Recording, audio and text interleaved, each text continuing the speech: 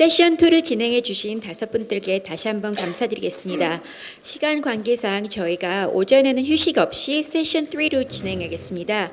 세션 3의 주제는 자연의 권리와 DMZ의 미래, 사회는 윤정숙 녹색연합 공동대표님께서 봐주시겠습니다. We will continue on to session 3 without a break. Session 3, the theme is The Rights of Nature and the Future of the DMZ. We will start with a special speech by Professor Ri Jin from the Yanbian University Geography and Ocean Science Academy. This will be followed by presentations.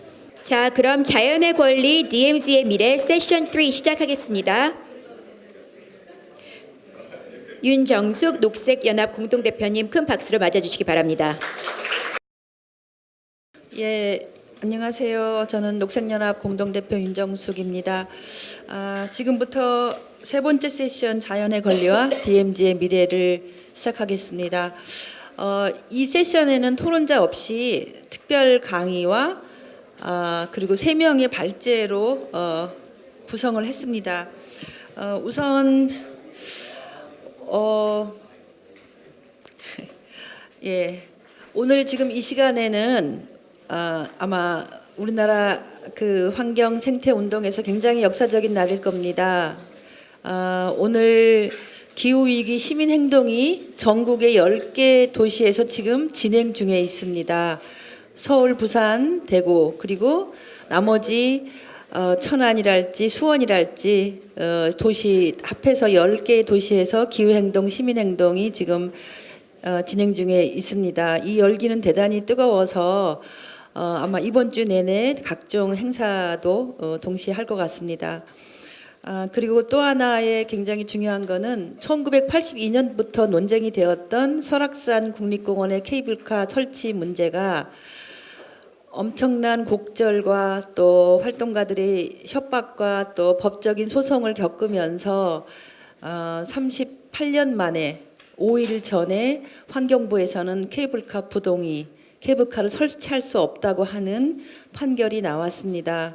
이거는 굉장히 역사적인 날일 것 같습니다. 네. 어쨌든 이런 변화들이 자연권 또 지구의 권리에 대한 우리가 명시적으로 그렇게 말하진 않아도 그런 인식들이 조금씩 법조계나 시민사회계나 아니면 관료들에게도 조금씩 그런 인식이 스며드는 건 아닐까 싶습니다. 네, 이번에는 저희가 한반도를 접경으로 해서 두만강, 북한, 중국, 러시아 접경 지역에는 어떤 생태적 현황이 있는 것인지 한번 알아보는 시간입니다. 이번 특별 스피치는 연변대학에서 오신 김일 선생님 어디 계십니까?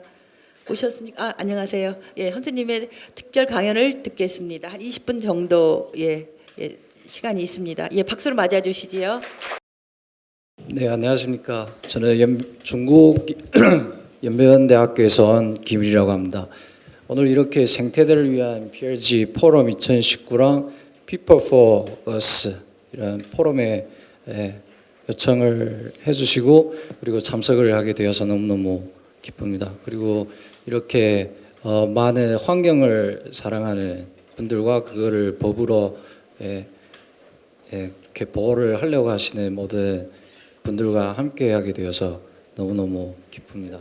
그래서 저는 환경을 과학적으로 평가를 하고 분석을 하는 그런 연구자로서 법하고는 좀 거리가 먼 것 같습니다. 그래서 저는 제 나름대로의 각도에서 환경에 대해서 좀 여러분들과 함께 공유를 하려고 합니다. 그럼 제 발표를 시작하겠습니다. 네, 제가 발표할 주제는 두만강 유역 습지 보호, 복원 및 가지속 발전에 관한 연구입니다.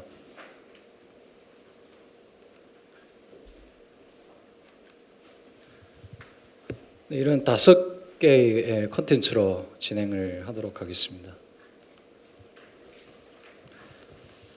먼저 다들 아시다시피 습지는 산림, 해양 이 2개의 생태계와 똑같은 정도로 육지 생태계의 중요한 일부분을 차지하고 있습니다. 습지는 또 지구의 신장이라고도 불리고 있습니다. 이런 습지 생태계는 다양한 생태계 서비스를 우리 인류들한테 제공을 해주는데요. 여기에는 홍수 저감, 그리고 워터 퓨리피케이션, 그리고 바이오다이버시티, 그리고 투어리즘, 클라이메이트 레귤레이션, 그리고 워터 리텐션, 이러한 중요한 기능들이 있습니다. 그런데 이러한 중요한 습지가 지난 100년간 세계적으로 약 64%가 감소를 했다는 연구 결과가 나왔습니다. 이러한 현상은 지금 엄중한 생태와 사회적 문제점을 초래하고 있습니다. 이 주요한 습지 감소를 초래하는 주요한 원인은 기후 변화와 인류 활동이 있는데요. 여기 연구 결과에서 보시다시피 1965년부터 2015년까지 지난 50년간 지난 50년간 그린하우스 가스가 2배 정도 증가를 한 그런 연구 결과를 보여주고 있습니다. 그래서 미래 한 35년 정도에는 이런 온실가스 저감에 대한 이런 조치를 취하지 않으면은 그 기온 변화, 온실가스 배출이 이것을 기초로 해서 한 30% 이상 더 증가를 한다고 그런 예측 결과도 보이고 있습니다. 그리고 지금 인간 활동을 놓고 볼 때는 지금 산림이 많이 파괴가 되고 그것이 주요하게 크롭스랜드, 그러니까 경작지로 많이 변하고 있습니다. 이런 여러 가지 요인으로 인해서 지금 우리가 중요하다고 생각하는 습지 생태계가 많이 파괴되고 있는 상황입니다.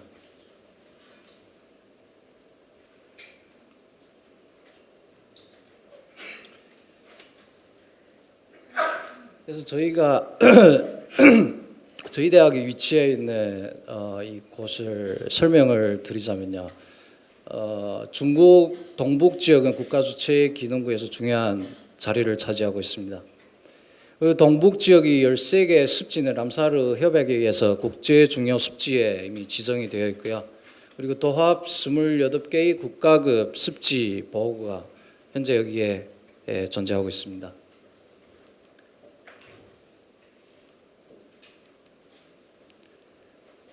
두만강 유역은 삼국 접경 지역에 위치해 있는 곳입니다. 다들 아시다시피. 그리고 1대1로의 정책이 주요한 그 주요 지점에 위치해 있습니다. 그리고 동북아시아의 핵심지고요. 국가의 생태기능 지역입니다. 그리고 여기에 동북 고랑이랑 표범 국가공원이 핵심 지역이기도 하고요. 희귀 멸종위기 조류 이동 경로에 위치했습니다. 그래서 두만강 유역에는 또 이런 여러 개의 국가 습지 보호구나 그리고 국가 산림 공원들이 위치하는 생태적으로 아주 중요한 자리에 있습니다.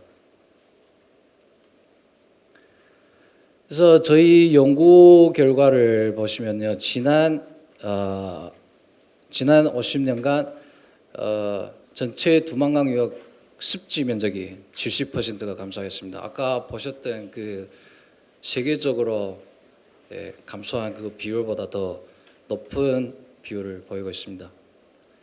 또한 두만강 유역 상중 하류의 습지 감소는 아주 큰 차이를 보이고 있습니다. 이것은 지형적인 요인도 있고 인류 활동의 그 강도도 있고 기후 이런 요인도 있습니다. 그래서 제가 아래에 설명을 드릴 내용들은 주요하게 습지가 어떻게 감소를 하는지, 그리고 습지가 생태적으로 어떤 안전 단계에 있는지, 그리고 습지 보존 및 복원에 관한 결과를 얘기해 드리겠습니다. 먼저 습지 감소입니다. 습지는 주요하게 이렇게 한 곳에 몰려 있는 그런 객체가 아니다 보니 많이 흩어져 있는 그런 객체입니다. 그래서 사람이 일일이 다 그거를 돌아다니면서 조사를 해서 그 면적을 파악하기는 좀 많이 어려움을 겪고 있는 그런 상황입니다. 그래서 저희가 사용한 기법은 원격 탐사라는 기법입니다. 쉽게 말해서 위성 영상을 사용을 하였습니다. 맨 처음 시작으로 1964년 코로나 첩보 영상을 사용을 해서 60년대 두만강 유역의 습지 면적을 파악을 하였습니다. 그리고 76년, 86년, 96년까지는 미국에서 제공한 랜셋 TM 영상을 사용을 하였습니다. 그리고 2009년에는 아로스 고해상도 영상을 이용을 하여 전체 1964년부터 2009년까지 습지 면적의 변화를 파악을 했습니다. 그 결과 지난 50년간 전체 습지 감소율은 전체 두만강 유역이 습지 면적의 약 70%를 차지합니다. 그러니까 70%가 감소를 했다는 뜻입니다. 저희가 발표한 연구 논문의 결과인데요. 여기서 보시다시피 지난 1957년부터 2008년까지 두만강 유역의 그 온도는 증가하는 추세를 보이고 있습니다. 그리고 그와 반대로 강수량은 감소하는 추세를 보입니다. 이것은 습지 생태가 파괴되고 그리고 습지 면적이 감소하는 제일 적합한 조건입니다. 기온이 상승을 하면은 증발산이 많이 발생을 하고 강수량이 적어지면은 습지에 수분 공급이 잘 안 되는 그런 특징입니다. 그래서 이 두 가지 기후 조건이 습지 면적의 감소를 초래하였습니다. 그래서 상류 부분에서는 주요하게 climate change, 그러니까 기후 변화의 영향을 많이 받고요. 여기는 백두산 지역이라서 해발이 좀 높은 편입니다. 그리고 인류 활동도 좀 적은 편이라서요. 주요하게 기후 변화의 영향을 많이 받고 있는 지역입니다. 그리고 중부 지역은 주요하게 수전, 그러니까 벼농사를 하는 그런 지역이라서요. 여기에 습지 면적의 감소는 주요하게 인류 활동의 영향을 많이 받습니다. 그리고 하류 부분에서는 기후 변화와 인류 활동의 영향을 동시에 받고 있는 그런 지역입니다.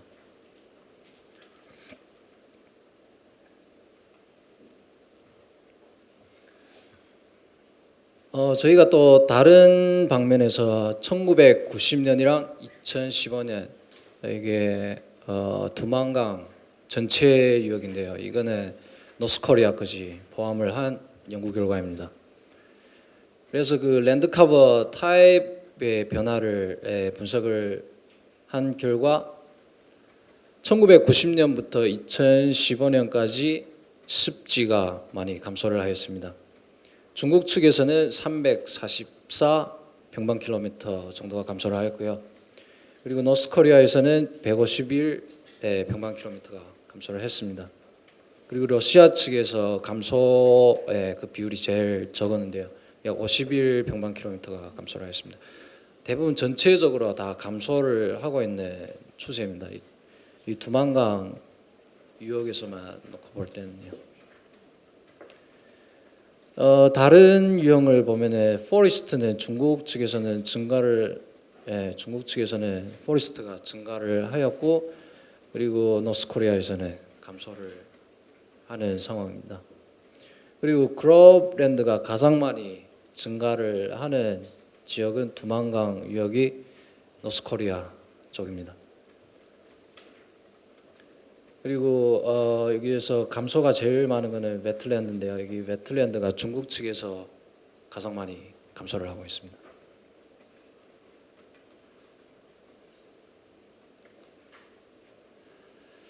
이거는 1960년부터 2010년까지 저희 연구 결과인데요.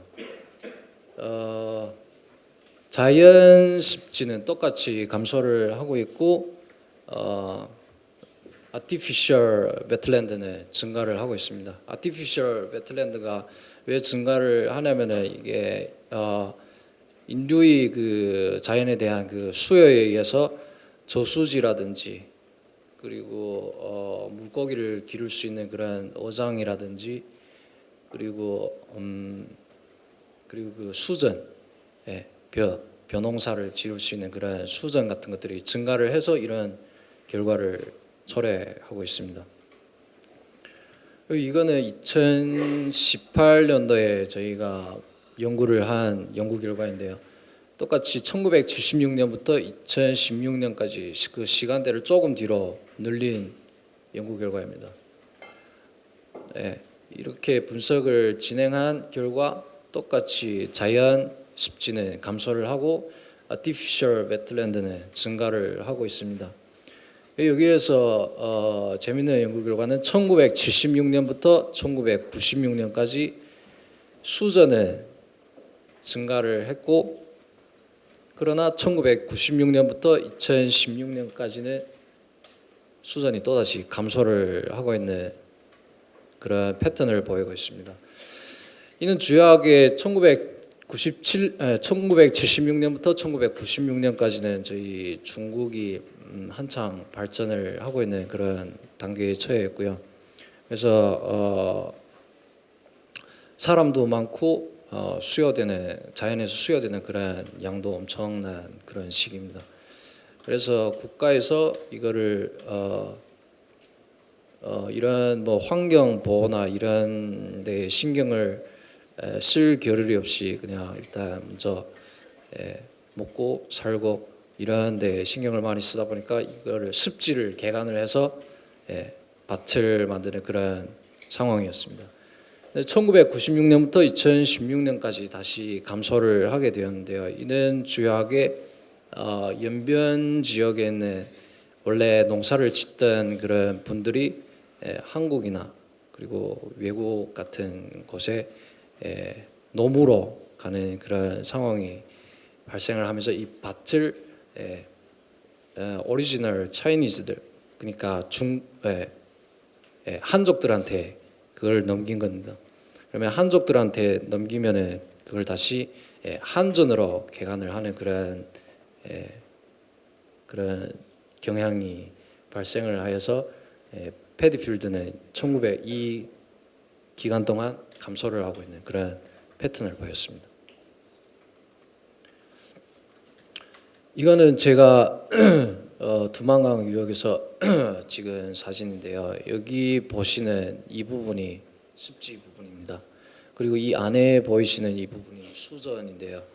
지금 아직까지도 습지에 그 불을 넣어서 그 위에 있는 습지 식물들을 태워버리고 거기에서 그 물들을 빼버리는 그런 활동을 보이고 있는데요. 이거는 궁극적으로는 이런 수전이나 한전 같은 이런 경작지로 변화되기 직전의 징조라고 말씀을 드릴 수가 있습니다. 이거는 지금 남아 있는 그런 타담한 그런 식물들이고요.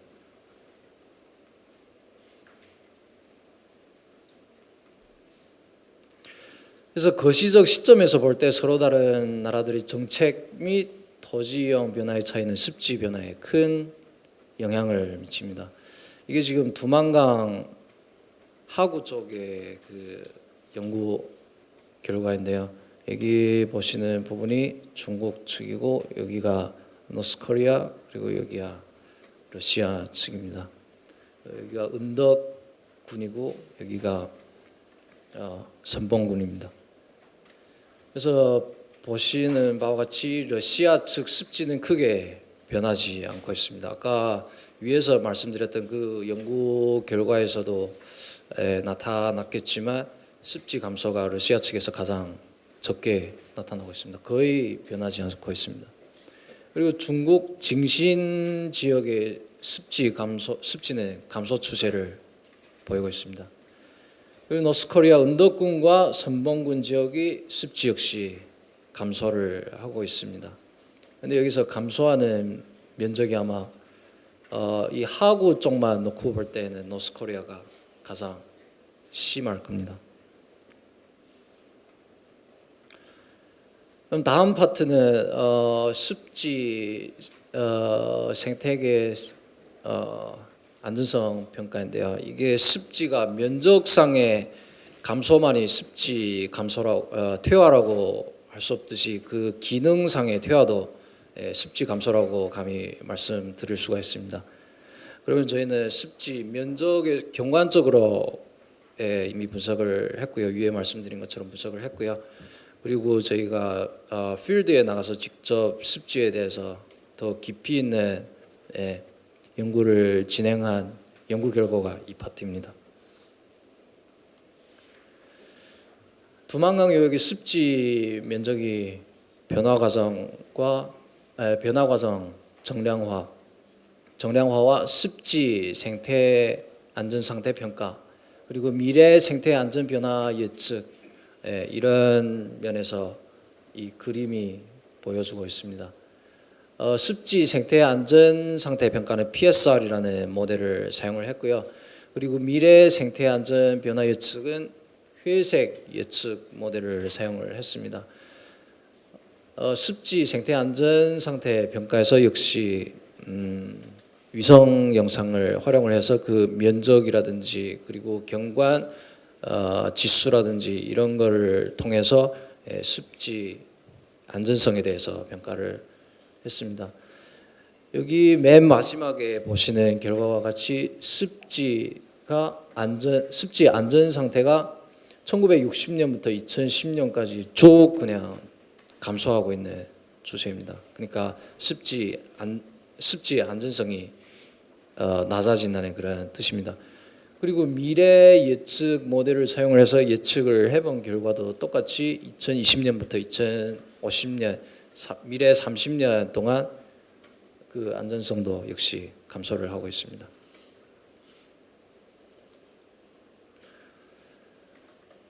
이거는 저희가 습지 필드 옵저베이션을 통해서 그거를 분석을 하려고 이런 평가 지표를 선정을 한 그런 표입니다. 여기에서 중국 두만강 유역에서만 필요한 그런 지표들을 선정을 했습니다. 여기 평가 지표에 지표들이 엄청 많은데요. 근데 이거를 그대로 모방을 해서 갖다 쓸 수는 없고요. 거기에 맞는 그런 지표들을 추출을 한 결과입니다. 저희가 2017년 7월부터 아마 9월까지 전체 두만강 유역에 한 1,000개 정도의 습지 샘플을 조사를 했습니다. 그 중에서 900개가 넘는 식물 그리고 토양 그리고 물 이 샘플들을 채취를 하고 실험실에서 분석을 진행을 하였습니다. 이거는 샘플 채취 당시의 그 기법이고요. 이거는 토양을 채취를 하는 그런 모습이고, 이거는 식물을 채취를 하는 모습입니다. 그리고 이거는 수질을 측정하는 그런 필드고요. 필드 사진이고요. 이거는 저희가 필드에서 작업을 하는 그런 사진들을 모은 겁니다. 여기에 보시는 것처럼 이런 습지는 이거를 네이처 웨틀랜드, 그러니까 순 자연적인 웨틀랜드, 그러니까 한국에서 흔히 말하는 허브 늪지, 허브 늪지고요. 이거는 관목 늪지입니다. 그리고 이거는 산림 이탄 늪지, 예.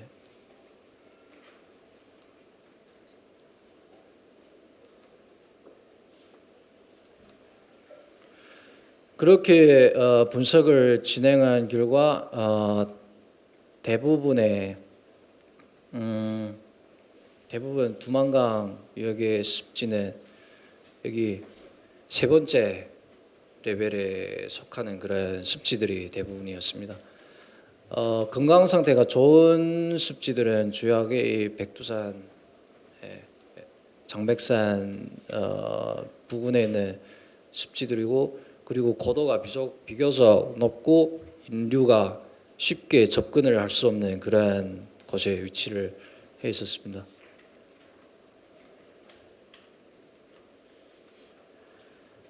그리고 이거는 카본 스토리지, 그러니까 탄소 저장, 두만강 지역의 탄소 저장 능력에 대한 평가를 진행한 연구 결과입니다. 1990년부터 2015년까지 탄소 저장 능력은 조금 감소를 하는 그런 연구 결과를 보이고 있습니다. 위에서도 말씀을 드렸지만 두만강 지역은 멸종 위기종 철새들이 이동 경로입니다. 여기에는 두루미도 있고 이러한 희귀종 그 철새들이 많이 머무르고, 그리고 또 다시 북쪽으로나 남쪽으로나 이동을 하는 그런 경로에 위치를 해 있습니다. 근데 이런 경로에 위치를 해 있는 중요한 위치에서 지금 산불과 같은 이러한 교란이 많이 일어나고 있는 상황입니다. 이것은 2019년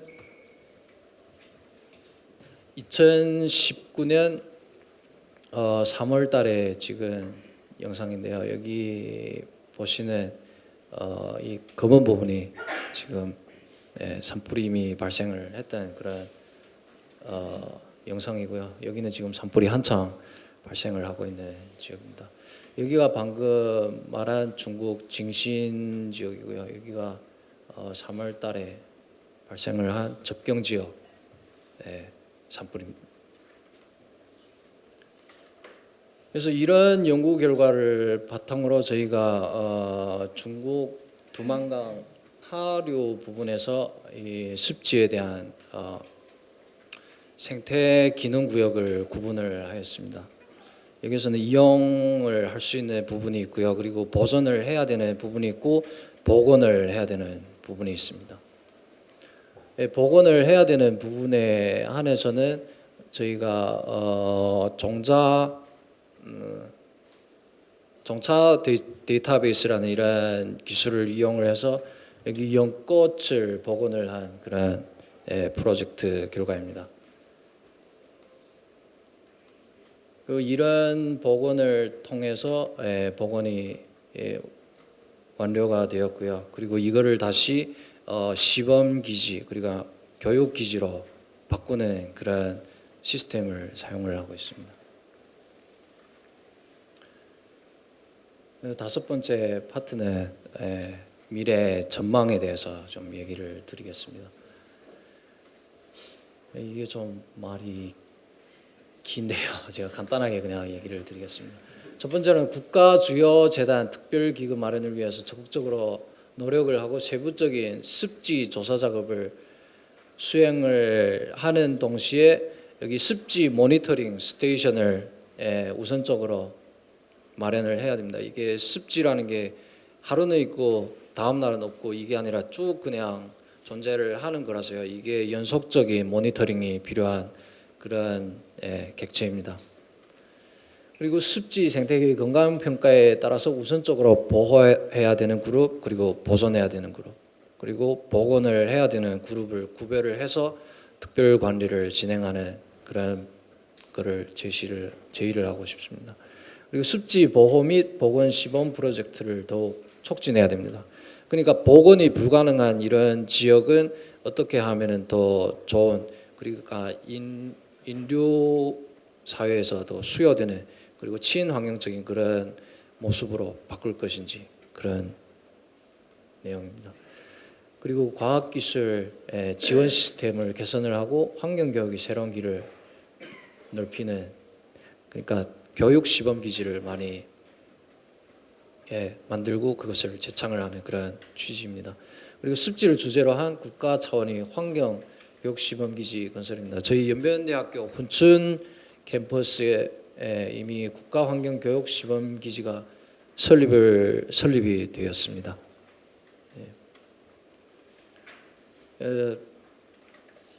결론으로 마무리를 지으려고 합니다. 아까 위에서 보셨던 것과 같이 지난 50년간 중국 두만강 유역의 습지는 대략 70% 정도가 이미 감소를 하였습니다. 그리고 습지 안전 단계는 moderate warning, 그러니까 이미 경고 위치에 가 있습니다. 이제 여기서 더 이상 나빠지면 얘가 퇴화가 될 가능성이 아주 많은 그런 결론입니다. 그리고 생태계 서비스랑 환경에 대한 영향은 앞으로 두만강 유역의 리서치 토픽으로 자리매김을 할 것 같습니다. 네, 경청해 주셔서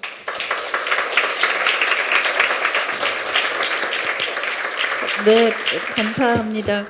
굉장히 귀한 우리가 이렇게 듣기 쉽지 않은 아주 귀한 발표였습니다. 저희가 이번 강의를 들으면서 저희 그 생각의 그 스펙트럼을 한반도 저 끝까지 생각해 보는 그런 아주 좋은 시간이었고요.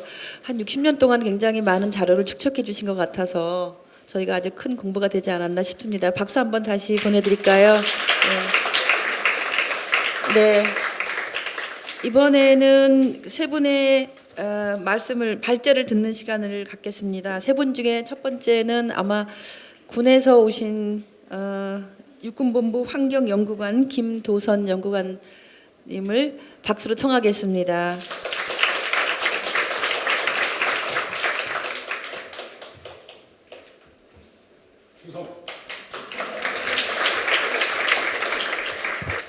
여러분, 저 오늘 정복을 입고 왔습니다. 이 정복의 의미는 이 자리를 존중하고 여러분들을 존중한다는 의미를 담고 있습니다. 저는 오늘 그 DMZ 생태문화유산 보존을 위한 우리 군의 역할 방안에 대해서 발표를 할 텐데요. DMZ는 우리 군 때문에 생겨났고 군이 지키고 있습니다. 많은 사람들이 DMZ를 얘기하지만 정녕 DMZ를 얘기해야 할 군은 침묵하고 있습니다. 우리 군이 과연 어떤 역할을 해야 할지 제가 여러분께 지금부터 설명을 드리겠습니다.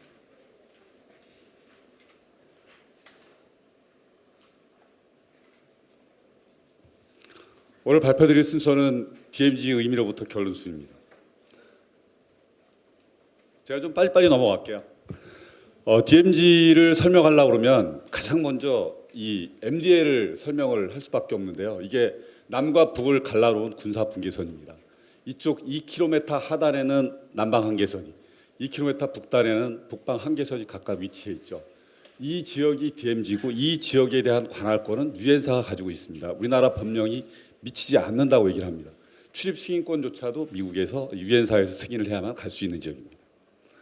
MDL로부터 옛날에는 20km인데 지금 한 5 내지 10km 하단에는 그 민간인을 통제하는 민통선이 여기에 위치를 하고 있고요. 이 지역은 통제 보호구역으로 우리 전방에 있는 사단이 출입 승인이라든가 이 그 권한을 가지고 있습니다. MDL로부터 약 25km 하단에는 우리 15개의 시군이 이 지역에 위치를 하고 있는데요. 이 지역을 전체 통틀어서 우리는 DMZ 일원이라고 얘기를 하고 있습니다. 그래서 제가 오늘 여러분께 말씀드릴 그 군의 역할 방안은 여기 그 민통선으로부터 여기 그 MDL까지 여기에 우리 군이 어떤 역할을 해야 될지를 그 중점적으로 설명을 드리겠습니다. 군사 분계선에는요, 이와 같이 그 군사 분계선을 가르치는 표지판이 1,292개가 설치가 되어 있습니다. 약 한 1.8m 높이고 약 한 80cm 정도의 넓이로 되어 있고요. 재질은 철로 되어 있습니다.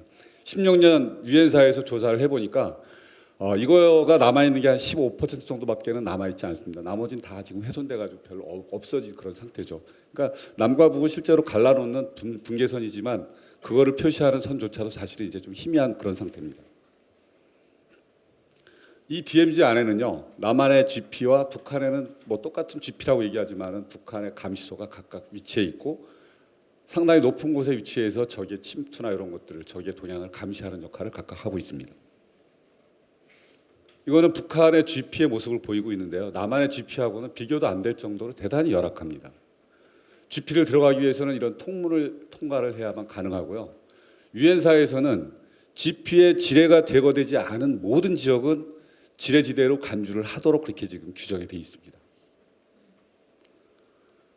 다음으로 이제 DMZ를 왜 보존을 해야 되는지 그 필요성에 대해서 간단하게 설명을 하면 역시 남과 북 2km, 2km, 4km는 적과의 그 교전 요거를 방지하기 위해서 완충 지역으로의 역할을 합니다. 그래서 남북 군사적 충돌을 완화시키는 그런 역할을 하기 때문에 반드시 필요하고요.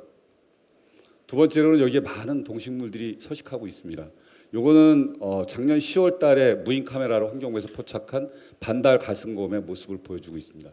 요건 제가 얼마 전에 들어가서 찍은 그 사냥인데요. 상당히 많이 있습니다. 실제로 또 사람 보고 잘 도망도 안 갑니다. 두 번째로는 이제 생태 축입니다. 한반도의 3대 핵심 생태 축인데 동서를 잇는 핵심 축이죠. 독일의 1393km의 그리넨스반트가 있는데 마찬가지 우리 DMZ 248km도 생태 축으로서의 중요한 역할을 하고 있습니다. 세 번째로는 군의 근대 문화유산을 많이 보유하고 있고요. 여기 철원성과 같은 그런 문화유산, 아주 상당히 가치가 있는 문화유산을 보존하고 있고 또 고대 문화유산도 많이 보존하고 있습니다. 이러한 문화유산을 보존하는 차원에서라도 DMZ의 보존 노력은 반드시 필요합니다.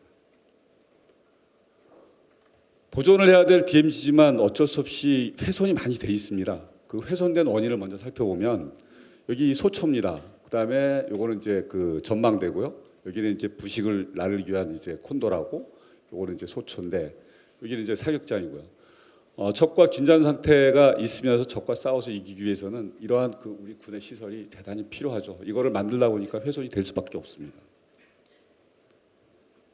248km에는 이와 같이 철책이 다 쌓여 있습니다. 경우에 따라서는 1중으로 되어 있는 데도 있지만 2중, 3중으로까지 철책이 되어 있는 데도 있습니다. 군에 필요한 각종 보급품을 나르고 인원들이 이동하기 위해서는 이런 전술도로가 필요합니다. 이 전술도로 또한 DMZ 일대를 훼손하는 데 상당히 중요한 역할들을 하고 있습니다. 다음 산불인데요. 어제 김일 교수님께서 왜 DMZ에 산불이 많이 나냐고 물어보더라고요.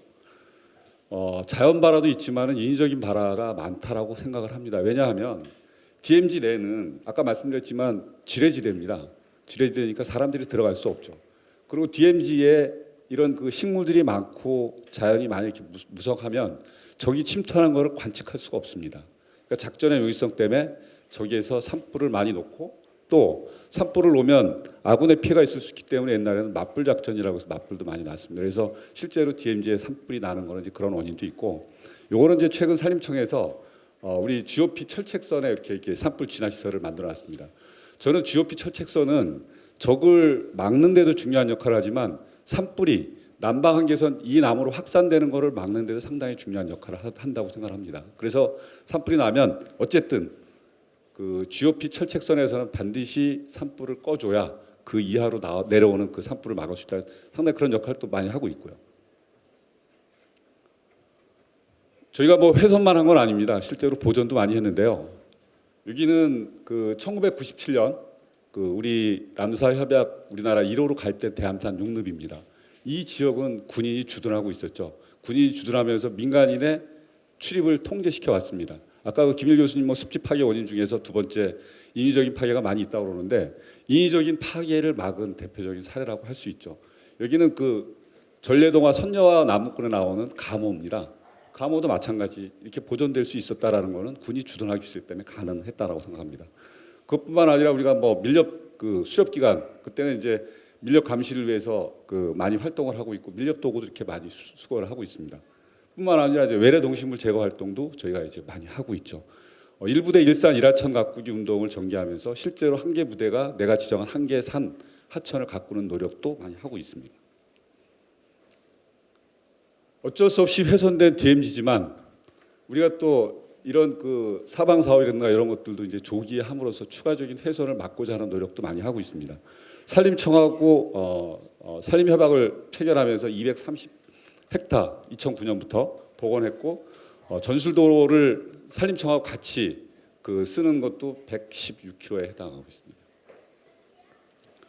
요거는 저희 2009년도에 DMZ 내부의 생태 조사를 위해서 이제 그 갔던 건데 DMZ 내부의 생태 조사를 위해서는 여기에 이 경호 병력이 따라가야 됩니다. DMZ 안에 조사하는 것도 마찬가지지만 민통선 이북 지역의 각종 조사 지원은 우리 군이 안 하면 할 수가 없는 그런 지역입니다.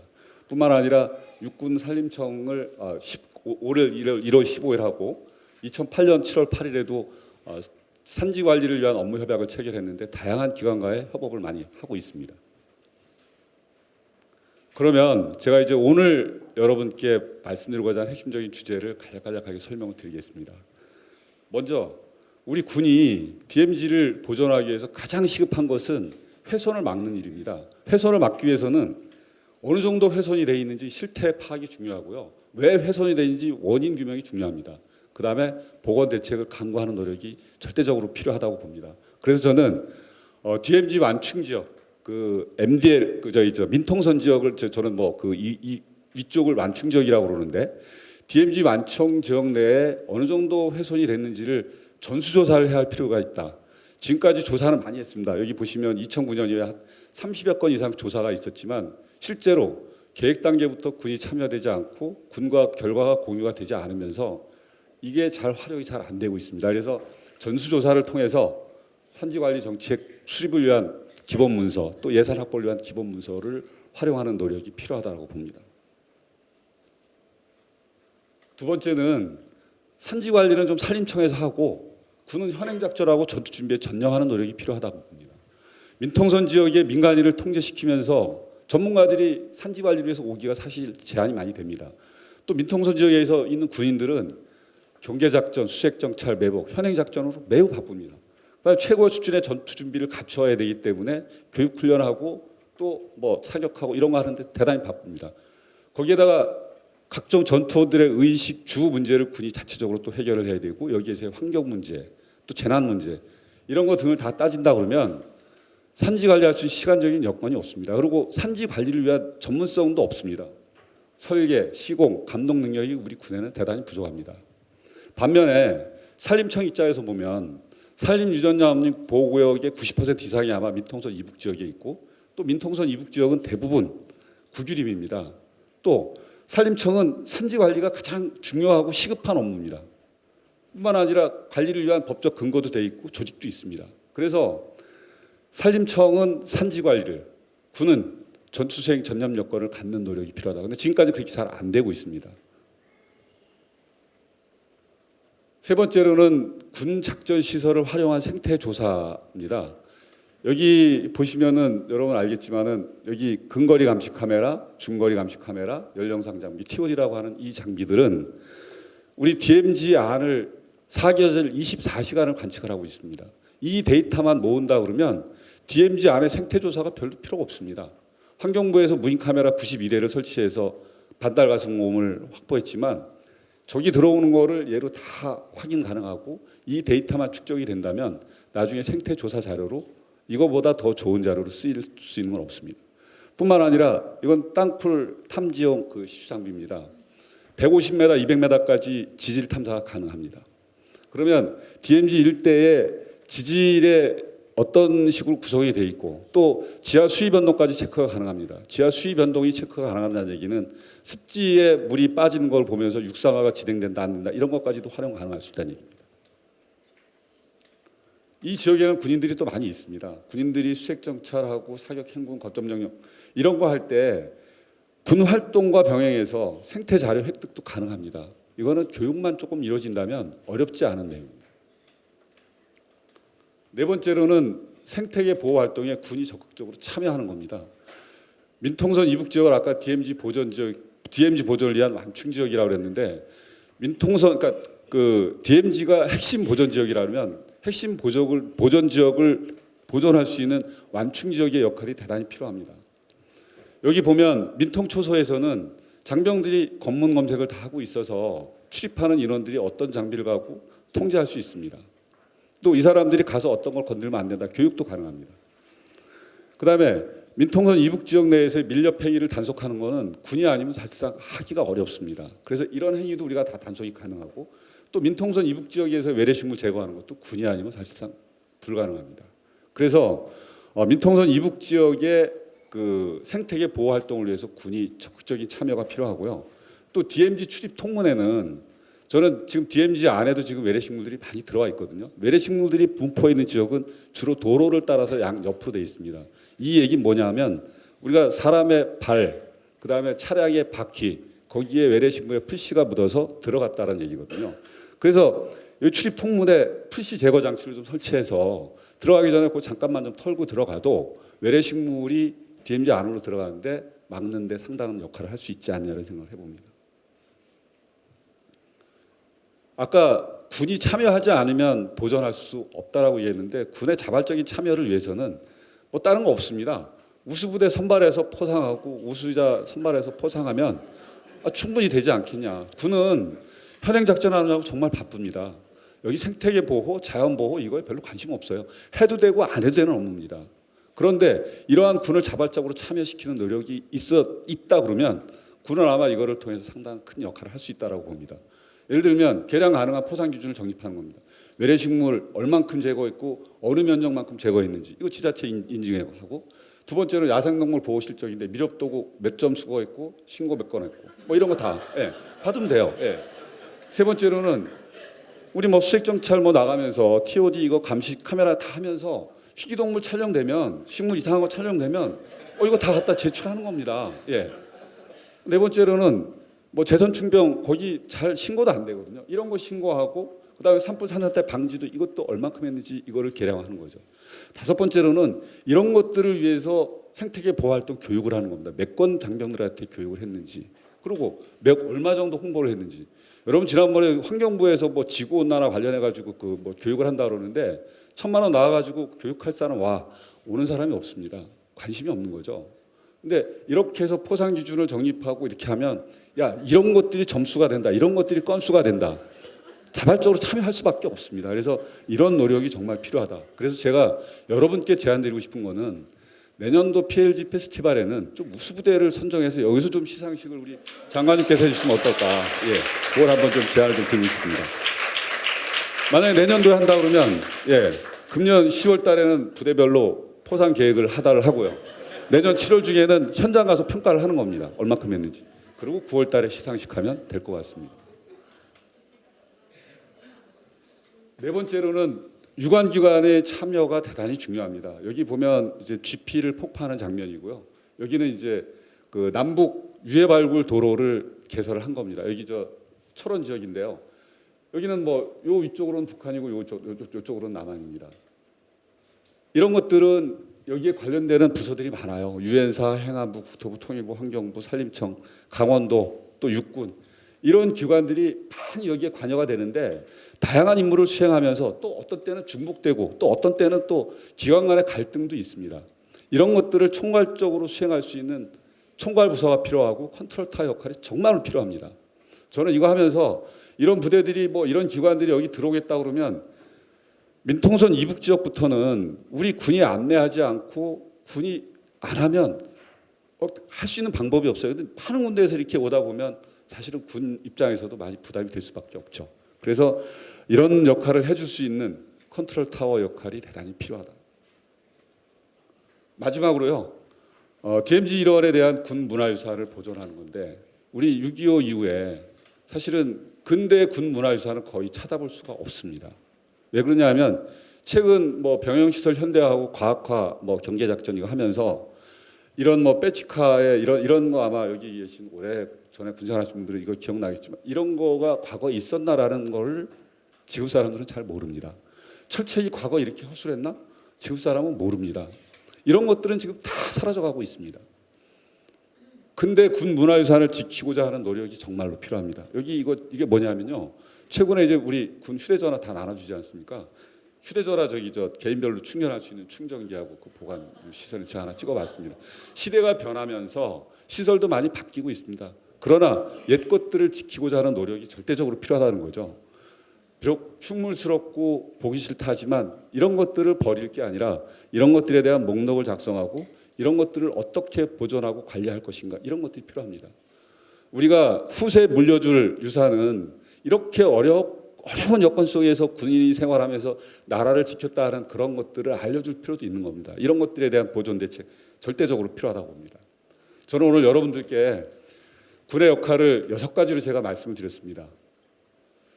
이런 것들은 군이 별도로 해야 되는 게 아니라 현행 작전을 하면서 충분히 병행할 수 있는 것들이라고 생각을 합니다. 시각의 전환이 절대적으로 필요하죠. 그래서 저는 DMZ 보존을 통해서 DMZ의 가치를 상승시키고 정부가 종합 대책을 내고 그걸 갖다 행동하면서 우리 DMZ를 좀 더 나은 DMZ로 만들 수 있지 않나 이렇게 생각합니다. 여러분 발표 마치겠습니다. 감사합니다.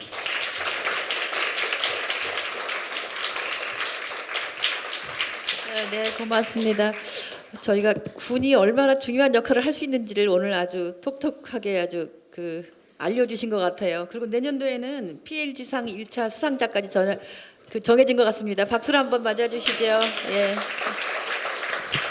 예, 지금 군에서 오신 김도선 연구관께서는 군에서 DMZ 박사라면 지금 나오실 서재철 전문위원은 민간에서의 DMZ 박사라고 소개를 드릴 수 있을 것 같습니다. 여러분 신문에서 아주 인기리에 연재되었던 DMZ 컬럼을 보셨을 거예요. 컬럼이기보다는 엄청난 기사지요. 예, 오늘 그분 당사자 서재철 전문위원, 녹색연합의 전문위원을 모시겠습니다. 잠깐 소개드리면 아마 민간인으로서 DMZ를 저렇게 많이 다니시는 분은 없었을 것 같고요. 다니시면서 넘어져서 뭐 발목도 부러지고 수술하고 뭐 이런 많은 또 개인적으로 DMZ 탐사의 역사가 있습니다. 오늘 생생한 얘기를 잘 들려주시기를 부탁드립니다. 인사를 다시 드리겠습니다. 저는 녹색연합이라는 시민환경단체에서 실무자로 일하고 있는 서재철입니다. 반갑습니다.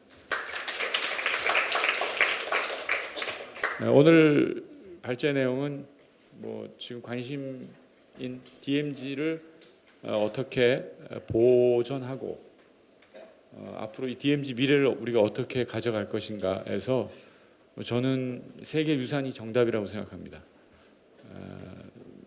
세계 유산 중에서도 자연 유산과 문화 유산이 결합된 복합 유산으로 가야 된다. 이 세계 유산으로 가는 그리고 세계 유산이 지정되면 실제 한반도에서 남과 북이 그리고 또 지구촌에서 인류가 DMZ를 어떻게 할 것인가의 모든 프로세스가 이 안에 다 녹아 엮여서 들어갈 수 있기 때문에 물론은 쉽지는 않겠지만 그래서 DMZ 가치와 그다음에 세계 유산에 대한 접근을 오늘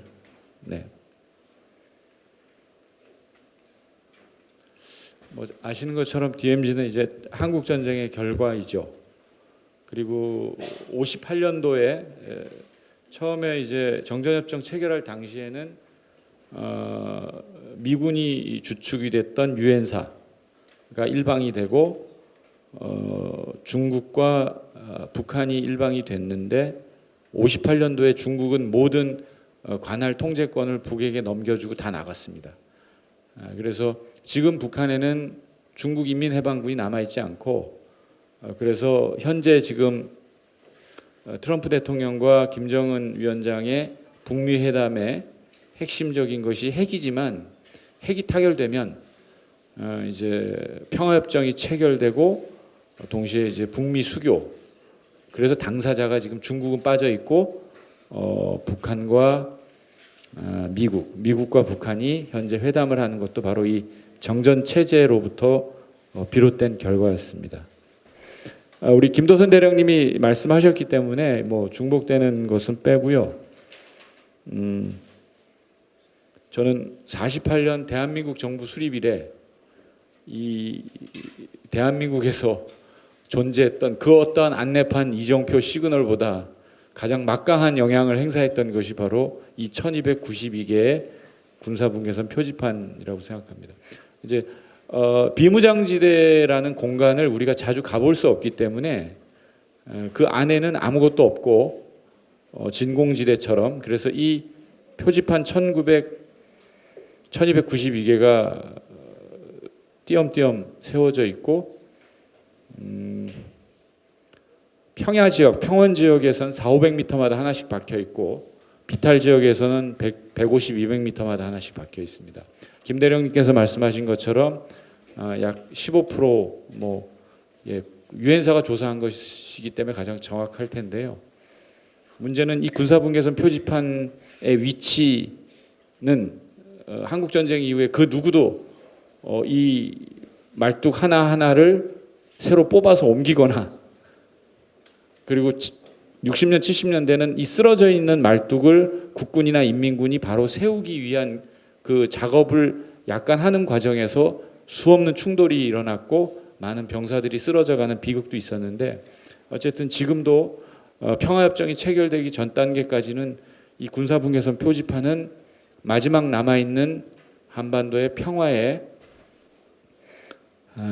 이정표라고 할 수 있습니다. 그리고 사실 우리에게는 지금 이제 평화로 가기 위한 과정에서 이 70년 정전 체제가 슬프고 비극적인 것이죠. 내일 우리가 현장에 가게 될 텐데, 사실 한국 전쟁의 이면에는 우리 국군과 인민군 병사들뿐만이 아니라 중국군과 미군, 유엔군에 참전했던 그 청년들, 여기 우리 플로어에 보시면 예를 들면 25 이하 되는 분들 계시죠. 그런 청년들이 이 한반도 내일 우리가 방문하는 DMZ 언저리에서 2년 동안 정말 요즘은 개 죽음이란 표현도 안 씁니다. 개를 반려동물로 상당히 존중하기 때문에 정말 파리 목숨처럼 쓰러져 갔죠. 중국이 사회주의 체제라서 한국 전쟁에 기록이 없는 줄 알았는데, 홍콩이 중국으로 반환되면서 중국 사회과학원 자료, 중국 공식 문서가 홍콩을 통해서 많이 보도가 됐는데, 중국 인민해방군이 죽은 숫자는 15만이지만 그 군수물자를 날른 군무원들 포함하면 사상자 포함해서 90만 명이 한국 전쟁에 희생당했습니다. 미군도 마찬가지고, 그래서 이 한국 전쟁에는 그런 어떤 이제 비극이 있고, 그 비극이 우리도 70년 동안 이어져 왔는데, 지금 이제 우리가 그 평화의 시대를 맞이하면서 이제는 이 비무장지대를 중심으로 해서 정말 새로운 평화의 시대를 열어가는 그런 어떤 아주 중요한 시점에서 작년부터 올해, 분명한 것은 한국 전쟁 이후에 70년 동안 당사자가, 실제 당사자는 정전 사인을 했던 미국과 북한인데, 그 정상이 작년 처음 만난 거죠. 그렇기 때문에 이제 이 DMZ라는 공간에 대한 관심도 남다르고, 더욱이 이제 우리 정부도 실제 남북 교류의 어떤 평화적인 진전에서 지금 뭐 원산이나 평양이나 신의주나 과거 나진선봉 이런 접근도 앞으로 하겠지만, 가장 남북 교류 협력에 있어서 1차적인 공간으로 이제 비무장지대와 접경 지역을 고려하고 그런 정책을 펼치고자 지금 상당히 많은 여러 가지 준비를 하고 있는 것으로 알고 있습니다. 이런 모양입니다. 이렇게 DMZ는 이 철책선 라인을 기준으로 저 안쪽 보시는 왼쪽이 비무장지대가 되겠고요. 오른쪽이 민북지역인데, 서부전선 크게 보면 이제 7개 기초지자체 248km 지역 중에서 약 3분의 1은 과거 농경지, 그 중에서도 논을 중심으로 하는 사실 비무장지대에 대한 자료가 없는데 저희 녹색연합에서 비무장지대의 지금의 모습뿐만이 아니라 과거에 대한 역사적인 그 공간이 70년 전에는 어떤 모습이었을까라는 그 접근을 할 때 아주 귀중한 자료가 그것도 하나의 슬픈 이야기지만 우리의 우리가 가장 근대적인 측량 기법으로 만든 지도는 조선 총독부에서 1920년에 처음 측량하고 3, 40년대까지 썼던 5만 분의 1 조선 전체 지도가 있습니다. 축척이 5만 분의 1이면 상당히 정확하죠. 거기에 보면 비무장지대 지역을 지금 위성이나 이걸 캡처를 해서 그대로 대입을 해보면 일제시대 때 전쟁 전에 그 공간에 대한 해석이 가능합니다. 상당히 서부전선, 지금 파주 연천, 군에서 이제 작전하는 이번에 화살머리고지 발굴했던 5사단 그 지역까지 철원 일부까지 포함해서 농경지가 아주 많았고 논이 많았습니다. 근데 그 논이라는 공간이 지금은 습지로 다 변해 있는 거죠. 약 3분의 1은 습지, 그리고 3분의 2는 바로 이런 산악지형입니다. 산림지역. 여기는 이제 양구 근처인데요. 곰이 나타났던 그 바로 옆이고 비무장지대 이쪽 특히 화천, 양구, 인제, 고성 지역을 가면 우리 초병들이 지키는 앞쪽 비무장지대 그리고 뒤쪽 민북지역 모두 산림입니다.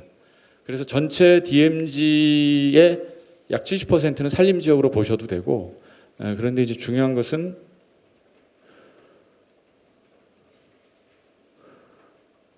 생태적 가치에서 우리가 주목할 것은 특히 이제 우리 대한민국의 시민들도 비무장지대 여론조사, 설문조사를 하면 한 70, 80%는 생태적 가치를 이제 대답을 하십니다. 외국에선 더 말할 것도 없고 사실 최근 이제 한류 때문에 한국에 대한 관심이 높아졌는데 한 10년 전만 하더라도 외국 사람들이 한국에 오면 우리는 한라산, 설악산 이런 데 관심 갖겠지 하는데 의외로 DMZ에 대한 관심이 아주 높습니다. 지금은 더욱이 그렇고. 근데 이제 이 DMZ는 그러면 어떤 곳이냐? 원시림이 있는 곳은 아닙니다. 근데 이제 한마디로 표현하면 DMZ는 100년 전에 아시아, 그것도 동아시아의 온대림 지역이 어떤 모습이었을까라는 것이 스펙트럼 아주 촘촘하게 나이테처럼 100년 전 한반도 동북아시아의 자연의 모습이 아주 오롯이 전체가 다 있습니다. 해안, 사구, 사빈, 강변의 천변, 습지의 다양한 형태 있죠. 호소라든지 저수지, 그리고 산림까지, 평원림까지 이런 모든 자연의 모습이 DMZ 안에 그대로 남아 있습니다. 아시겠지만 인류가 우리 아시아나 유럽이나 북아메리카나 할 것 없이 지구상에서 사람들이 가장 많이 생활하는 공간은 북반구의 온대림 지역입니다. 그래서 이 온대림 지역에 인간의 간섭이 거의 정지되고 사람의 행위가 들어가지 않고 자연이 그대로 있는 공간은 거의 없습니다. 그런 측면에서 이 비무장지대는 자연의 생물 다양성의 어떤 중요한 그 공간으로 서식지로서의 가치가 있는 것이고 제두름입니다. 오탄데 두름이라고 표현해 제두름인데요. 당장 특히 이 두루미 제두름이 이 서식지는 아주 중요합니다. 왜냐하면 지구상에서 제두루미는 좀 많지만 두루미는 아주 뭐 동양이나 서양이나 아시아나 유럽이나 할 것 없이 아주 절대적인 멸종위기 종인데요. 이 두루미와 제두루미가 같이 있는 사이트는 한반도 DMZ뿐입니다. 일본의 이즈미라든지 또 러시아나 아무르 이쪽부터 이 동아시아에서 많은 서식지가 있지만 두루미와 제두루미가 공존하는 서식지는 한반도 DMZ가 거의 유일하기 때문에 그래서 우리가 파주, 연천, 철원까지의 이 농경지 자체는 그냥 농경지가 아니라 지구적 관점에서 보면 이 국제적인 멸종 위기 종인 두루미와 제두루미의 마지막 보루가 되는 그런 기착지이자 서식지가 되는 거죠. 그리고 사냥도 그렇고요. 생태적 가치 부분은 의외로 이제 환경부나 산림청이나 또 많은 여러 학자분들이 조사를 해서 알려진 것에 비해서 아직도 부족함은 많지만 그래도 어느 정도의 이제 데이터가 계속 모여지고 있는데 좀 더 정밀하게 이제 필요한 것은 오늘 그 연변대 교수님도 말씀하셨지만 우리가 좀 더 정부가 군에 협조를 하고 정부가 나선다면 그 DMZ 안에 공간의 배치, 습지의 위치부터 산림, 숲, 또 숲도 다양한 그 숲의 형태를 모자이크 형태로 소위 매핑, 생태지도화하는 작업, 이런 작업은 아주 소중하다고 보고 바로 이제 어떤 인류가 DMZ에 대한 보존 노력에 있어서도 실질적인 근거가 될 수 있는데 아마 몇 년 안에는 가능할 것 같습니다. 자, 저는 DMZ의 세계 자연유산으로서의 가치 부분과 함께 바로 이겁니다. 우리 김대령님께서도 군 문화유산이라는 표현을 하셨는데 20세기 인류는 냉전을 겪었습니다. 그런데 지구촌에 어디 가도 냉전의 구체적인 현장이 어디 있지? 2차 대전의 현장은 많이 있습니다.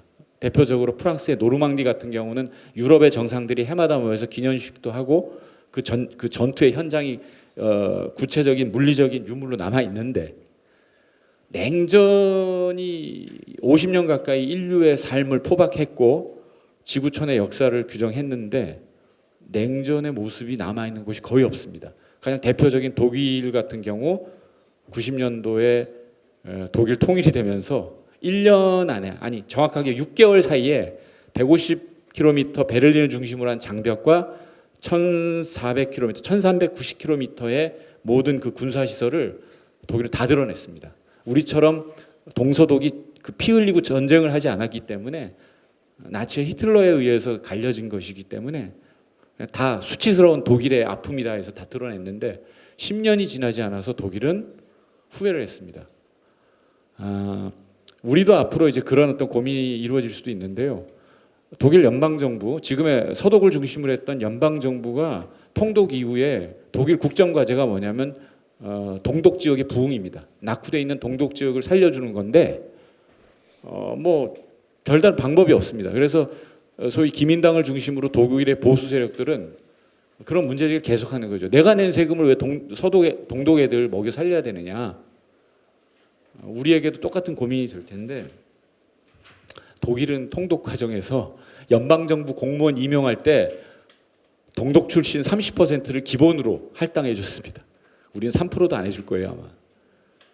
그 정도로 이제 동독에 대한 지원을 하면서 독일의 시민사회나 독일의 전문가들, 학자들이 아주 반성을 했던 것이 그 그린에스반트를 그대로 보존을 해두었다면 그것은 엄청난 세계적인 문화역사 관광 자원이 될 텐데 그걸 거점으로 낙후돼 있는 그 접경의 동독 지역 주민들의 생태 관광이나 문화역사 관광의 근거지가 될 텐데 그걸 다 없앤 것에 대해서 계속 후회도 하고 그래서 저희 녹색연합에서 2006년, 7년, 8년 독일과 교류 프로그램 했습니다. 독일 연방정부 공무원, 지방공무원, 전문가, NGO와 초청도 하고 저희가 방문도 했는데 그때 한결같이 독일 분들이 이야기했던 것이 DMZ의 공간에 대한 미래 구상과 계획을 빨리 준비해라. 그리고 한반도에서 갑자기 상황이 오면 우리처럼 될 수도 있다. 저는 지금 그 독일의 조언이 너무 와닿는 것이 사실 판문점 선언 이전에 북미 정상이 만날 거라고 상상을 못했지 않습니까? 그리고 이제 또 중요한 것이 뭐냐? 오늘 제가 사실은 이런 이 문화 역사 자원 혹은 이 공간을 우리가 어떻게 할 것인가? 아마 이제 쉽게 생각하면 북한은 지금 현상적으로 겉으로는 분단의 수치인 이런 군사 시설을 어떻게 보존하느냐 이렇게 공식적인 멘트는 그렇게 합니다. 그러나 이제 좀 더 직접적인 북한에 이익이 되는 접근을 한다면 북한이 태도를 달리할 수도 있겠고 어쨌든 이 공간을 우리가 앞으로 어떻게 할 것인가에 대한 계획이 이제 현재 우리에게 주어진 것이고요. 그래서 저는 오늘 이 자리에 법 전문가도 많이 계신데 우리가 지금 정말 준비해야 될 것은 뭐냐? 평화협정 체제에 대한 직접적인 준비를 해야 됩니다. 그리고 평화협정 체제가 됐을 때 1차적인 어떤 그 관리 대상지가 바로 이 공간입니다. DMZ와 민북지역, 접경지역입니다.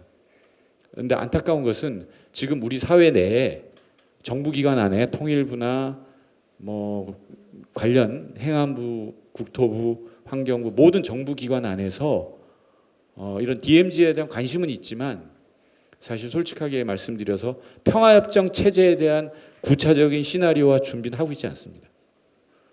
그래서 여기 법 전문가분들 특히 이제 며칠 전에도 유엔사의 관할권에 대한 그 국방부의 실무 당국자와 이렇게 어떤 회의라든지 이런 것들이 기사가 나오기도 했는데 평화협정 체제가 됐을 때 우리가 유엔 사령부로부터 관할권을 어떻게 인수인계받고 그리고 이 공간을 북한과 국제법적인 새로운 밑그림을 어떻게 그릴 건지 전 세계 국경에 대한 연구 그리고 오늘도 외국에서 많이 오셨는데 이런 국제적인 전문가들과 국내 전문가들이 지혜를 모아서 공간계획 전문가와 법 전문가들이 자리를 맞대고 지금부터 준비를 해야 됩니다.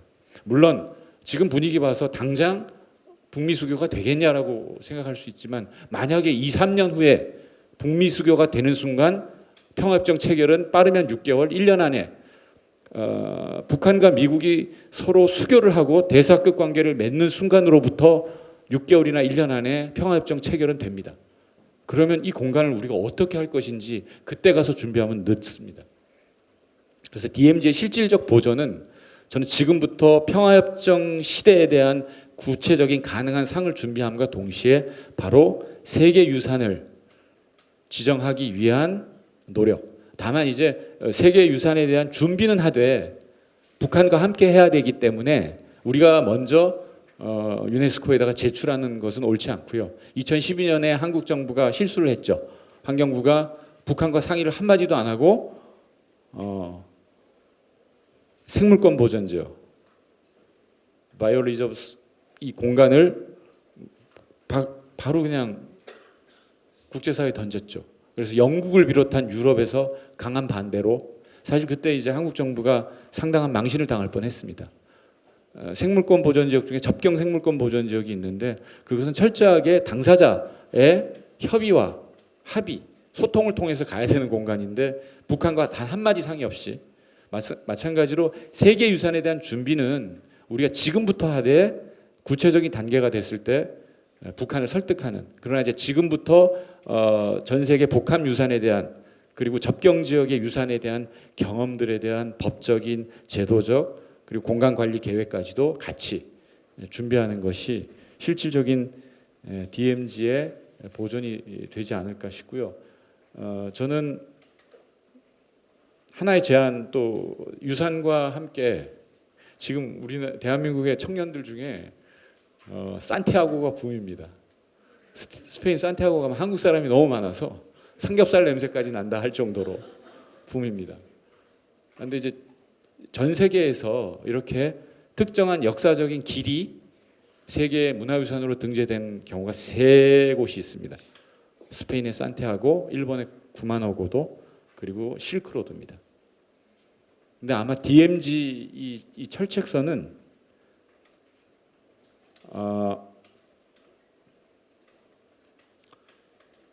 70년 동안 우리 군 장병, 국군 장병과 인민군들이 주야 계속 다녔던 이미 역사의 길입니다. 이런 어떤 역사의 길을 중심으로 남방 북방 항해선을 중심으로 비무장지대 전체가 세계 문화유산으로 등재되고 특히 우리 초병들이 순찰하는 그 248km의 길이 앞으로 한반도 트레일로 DMZ 트레일로 조성된다면 거기에 제대한 군인들이 안전 가이드를 하고 그 마을에 사는 우리가 내일 방문하는 화천 상서면 산양리의 이장님이 거기에 가이드로 일을 한다면 아프리카 세렝게티나 뉴질랜드 밀포드 트랙처럼 세계적인 명소가 될 것이고 외국에 유럽에서 방문하시는 분들은 원퍼슨 300불, 400불을 내서 하루 관광을 하더라도 충분히 아마 줄을 설 겁니다. 그래서 그런 어떤 이 발상의 전환과 접근, 그런 모든 것을 이제 수렴할 수 있는 바로 제도적이고 정책적 접근이 바로 저는 세계 유산이라고 생각하고 세계 유산에 대한 준비를 길게 내다보되 지금부터 차근차근 해나가는 것이 실질적인 DMZ에 대한 보존과 관리가 아니겠나 이렇게 생각합니다. 감사합니다. 네, 예, 고맙습니다. 그 평화협정 체제 이후의 모습을 지금부터 준비해야 된다. 늦지 않았, 우리 시간이 많지 않다. 그런 얘기를 해주셨습니다.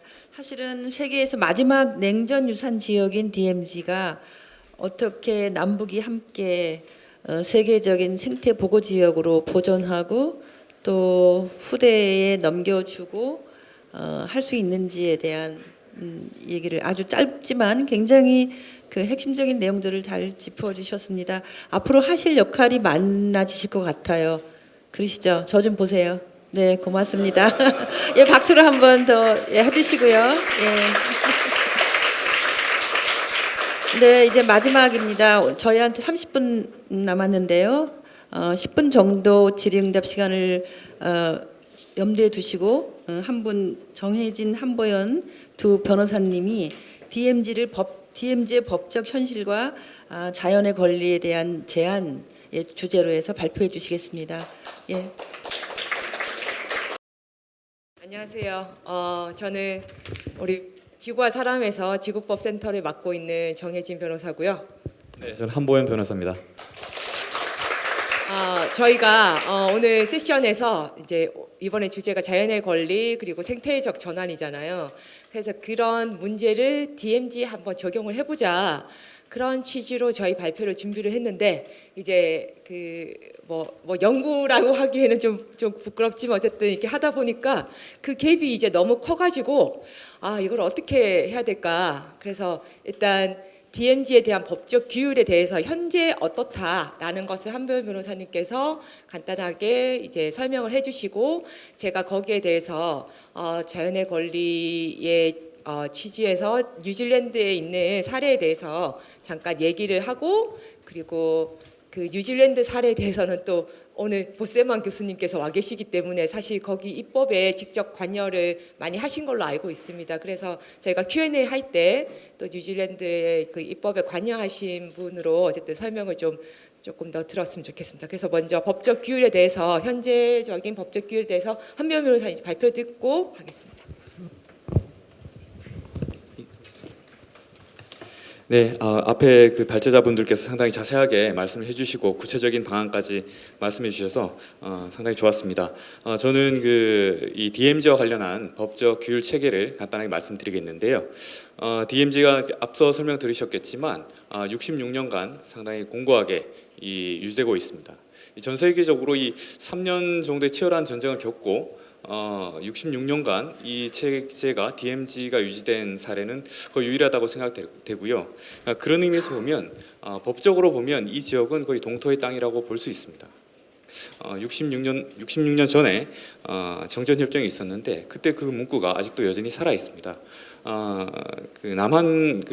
한국의 일반 분들은 이제 잘 구체적으로 들여다보지 않으면 잘 이해를 못 하시겠지만 이 남한이나 북한이나 한반도 전체에 대해서 영토 국권을 주장하고 있습니다. 남쪽에서는 한반도와 그 부속 도서를 영토라고 주장하고 있고 북한에서도 헌법에 적시하고 있지는 않지만 남반구를 포함한 전체를 영토로 보고 있습니다.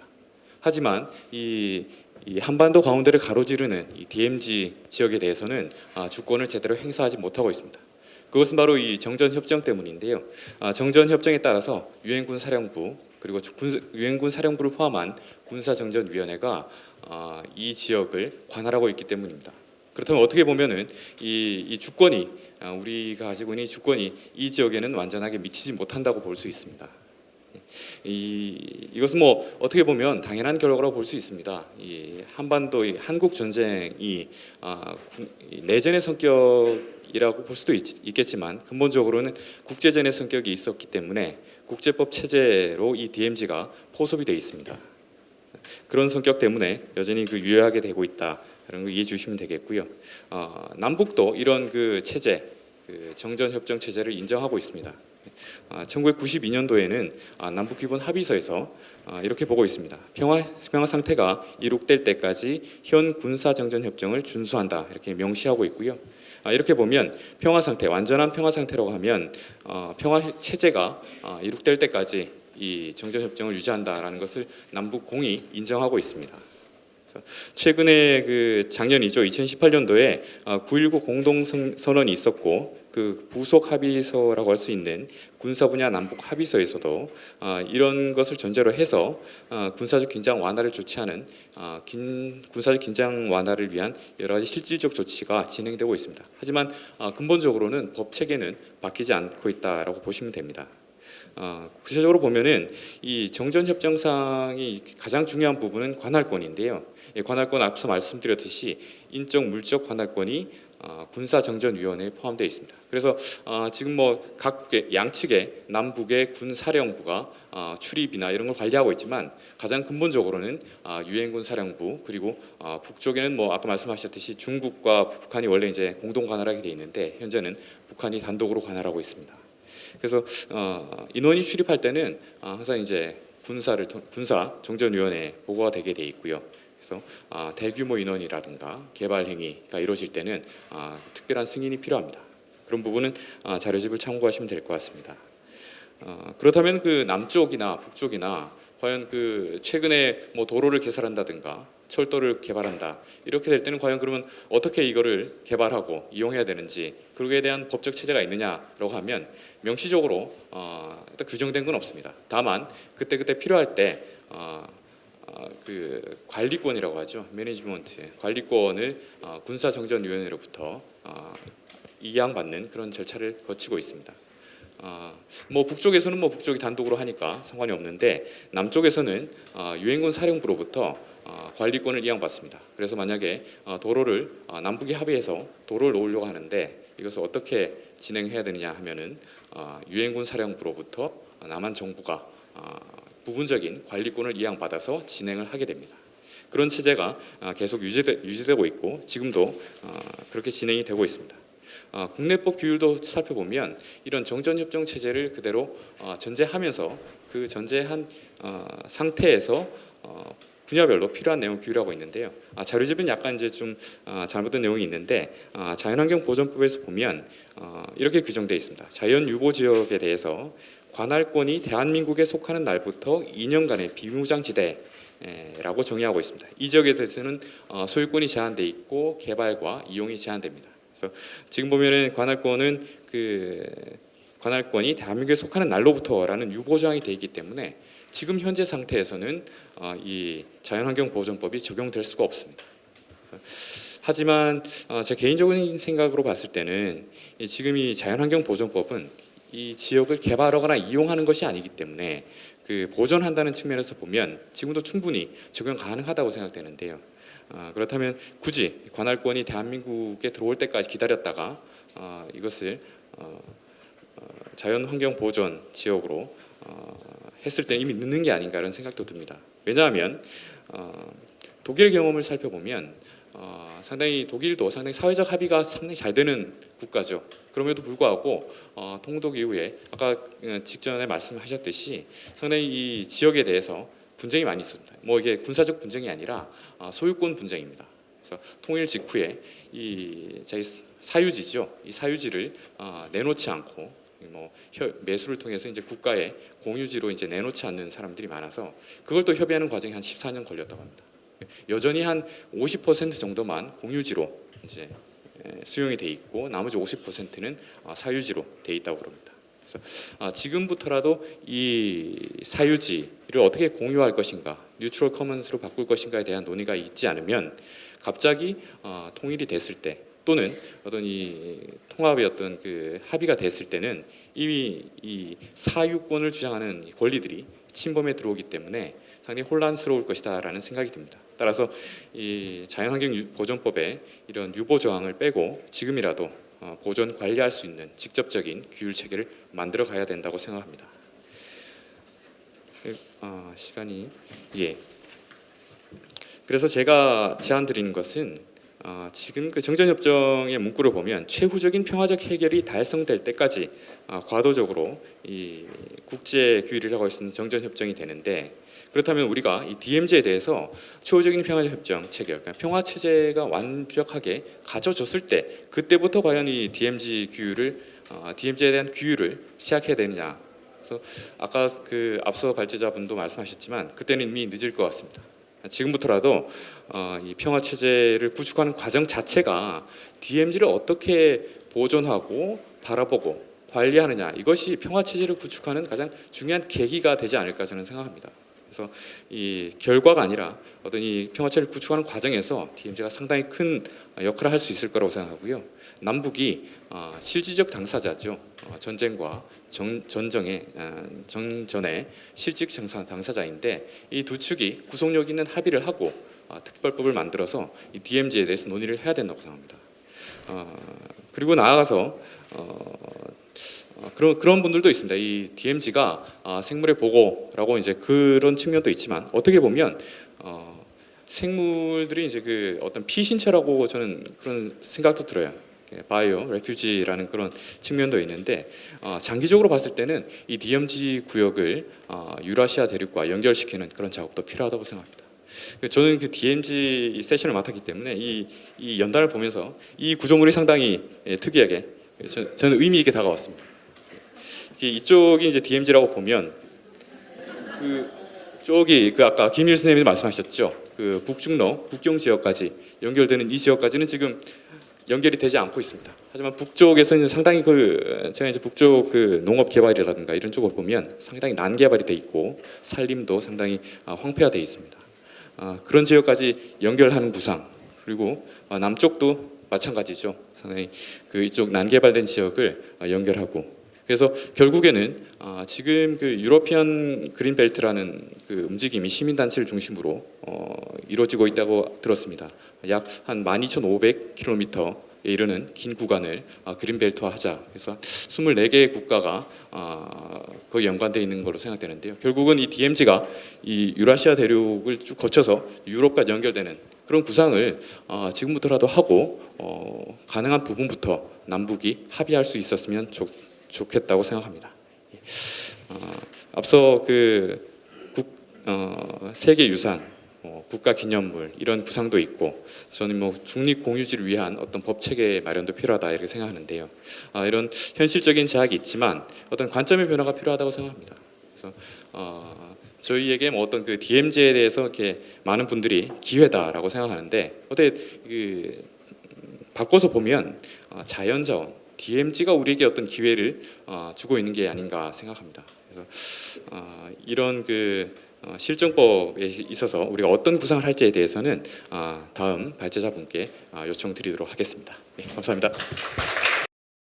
제가 몇 가지 말씀을 드리면, 이제 지금 법적 규율이 저렇게 이제 복잡하게 되어 있는데, 그러면 이것을 저희가 지구법학 관점에서 어떻게 자연의 권리의 관점에서 뭔가 좀 제한할 수 있는 게 없을까, 이렇게 이제 생각을 해서 이제 그 동안에 있었던 여러 가지 것들을 찾아보니까, 우리 세조채 위원님께서도 이제 지금 세계유산, 문화유산 이렇게 하는 방안을 이제 말씀해 주셨지만, 국내외적으로 몇 가지가 있긴 있었더라고요. 그래서 이제 보면 국제적으로는 보면 1992년에 세계자연보전연맹 IUCN 거기에서도 DMZ를 국제평화자연공원으로 만들자 이런 제안도 있었고, 또 지난번 정부인 박근혜 정부 때 이제 UN 총회 연설하시면서 DMZ 세계 생태 평화 공원 이렇게 제안도 하셨고, 그리고 지금 문재인 정부에서도 이제 DMZ를 생태 평화 안보 관광 그런 자원으로 활용하기 위한 여러 가지 이제 그런 계획을 통일부에서 세우고 있는 것으로 이제 뉴스가 나고 있습니다.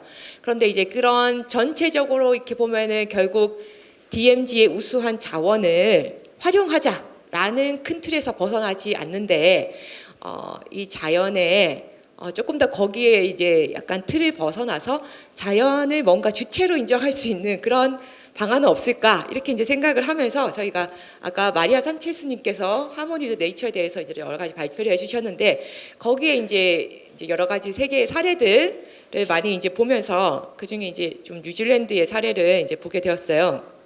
그래서 이제 여기 쭉 보시면은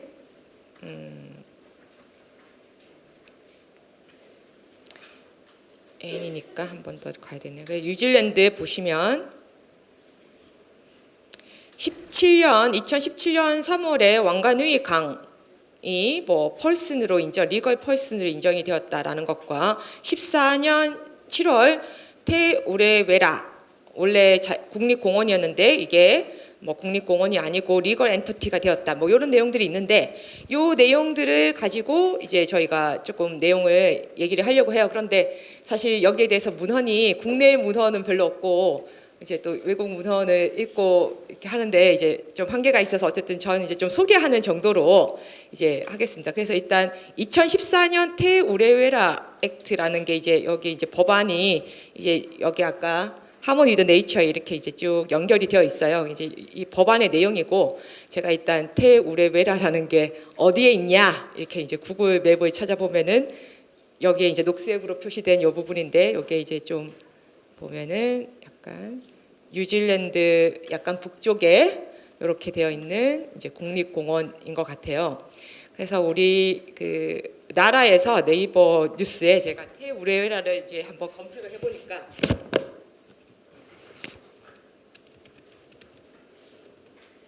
여기 치면 이제 국립공원이 나오고 아직 이 리걸 엔터티가 되었다는 그런 것들은 이제 아직 이제 뭐 별로 우리나라에 별로 알려지지 않은 그런 것 같습니다.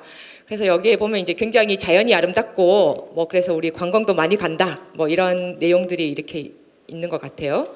그런데 이제 여기에 어쨌든 이제 이 법안 내용을 간단하게 한번 살펴보면은 거기에서 원래 이제 우리나라 이제 뭐 설악산 국립공원처럼 국립공원인데 그것을 리걸 엔터티 뭐 어쨌든 법적인 어떤 지위를 부여해서 국립공원도 아니고 또 어제 그 보세만 교수님께서 말씀하셨지만 누가 지구를 소유하는가 거기에 이제 말씀하실 때 아마 그 영국 영에서는 이제 여왕이 국왕이 뭐 이렇게 소유하는 그런 게 있나 봐요. 그래서 여기도 원래는 뭐 이렇게 그 왕실 소유 이렇게 됐는데 그 소유가 이제 부정이 되고 이 자체로서 하나의 어떤 뭐 어떤 지위를 갖고 이렇게 하는 것으로 이제 되어 있는 것 같습니다.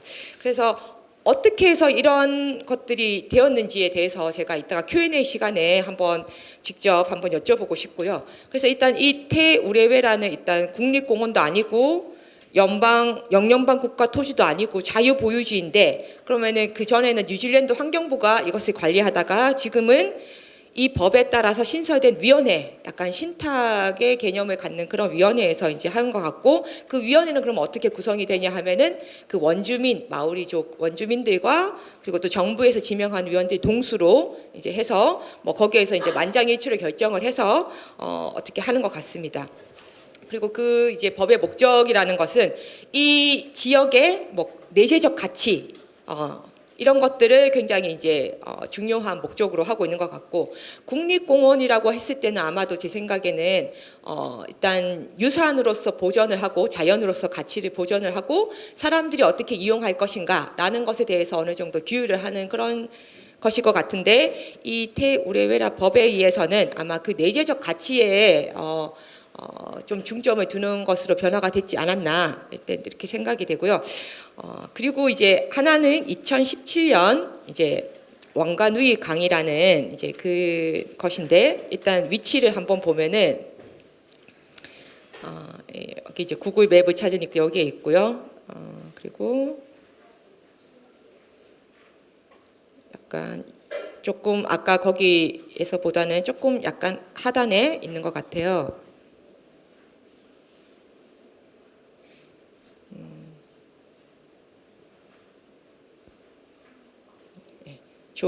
조금 하단에 북쪽섬 뉴질랜드 북쪽섬의 하단에 있고 이 우리나라 문서에 이제 그 여기 보면은 뉴질랜드 국립공원에 여기 위에가 테우레웨라 국립공원이 있고 여기에 이제 한글은 펑가누이라고 되어 있는데 이제 황거누이라고도 하고 펑가누이 요 밑에 이렇게 되어 있는 곳이고요.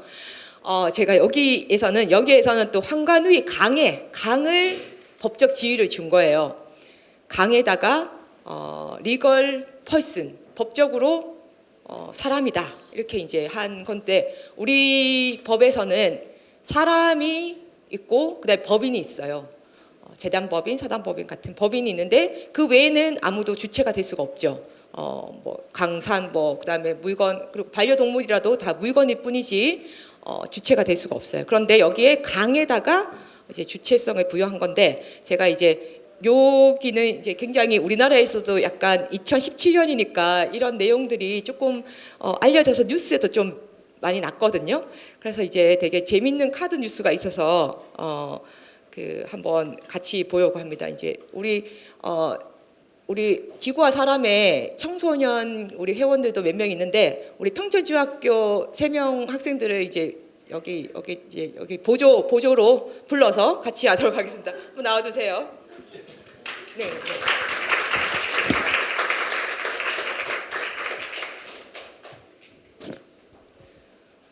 그래서 이제 여기 카드 뉴스가 되게 잘 돼 있어서 인간이 된 뉴질랜드 마오리족의 터전 황가누이관. 제가 출석을 불러보겠습니다. 최호균, 이지원, 황가누이강. 둘이 해야지. 황건우이가 너도 인간이었어? 헐. 배신. 안녕, 나는 황건우이강이라고 해. 지금부터 내가 어떻게 인간이 되었는지 같이 알아볼까? 네, 수고하셨습니다. 박수 해주세요.